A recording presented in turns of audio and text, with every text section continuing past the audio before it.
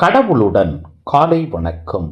புனித யோவான் எழுதிய நற்செய்தி 7ஆம் அதிகாரம் 1, 2, 10, 25 முதல் 30 வரை உள்ள இறைவார்த்தைகள். அக்காலத்தில் இயேசு கலிலேயாவில் நடமாடி வந்தார். யூதர்கள் அவரை கொல்ல வழி தேடிக் கொண்டிருந்ததால் அவர் யூதேயாவில் நடமாட விரும்பவில்லை.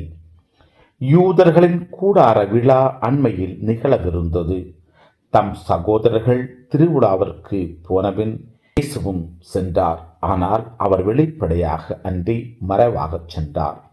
எருசலேம் நகரத்தவர் சிலர் இவரைத்தானே கொல்லத் தேடுகிறார்கள், இதோ இங்கே அவர் வெளிப்படையாய் பேசிக் கொண்டிருக்கிறாரே, யாரும் இவரிடம் எதுவும் சொல்லவில்லையே, ஒருவேளை இவரே மெசியா என்று தலைவர்கள் உண்மையாகவே உணர்ந்து கொண்டார்களோ?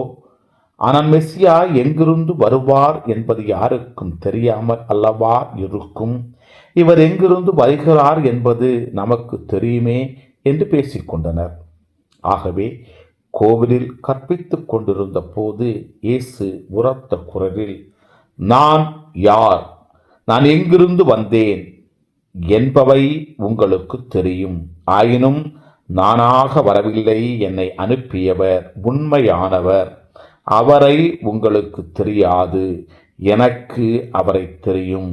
நான் அவரிடமிருந்து வருகிறேன், என்னை அனுப்பியவரும் அவரே என்றார். இதை கேட்ட அவர்கள் இயேசுவை பிடிக்க முயன்றார்கள். எனினும் அவருடைய நேரம் இன்னும் வராததால் யாரும் அவரை தொடவில்லை. கிறிஸ்துவின் நற்செய்தி. இந்த நாள் இனிய நாளாக அமைய வாழ்த்துக்கள். பல பல பல புதுமைகள், பெருமைகள், இனிமைகள் இறங்கிய நல்ல நாள், ஒரு நல்ல நாள், நம் தேவன் தந்த நாள். இது நல்ல நாள், ஒரு நல்ல நாள், நம் தேவன்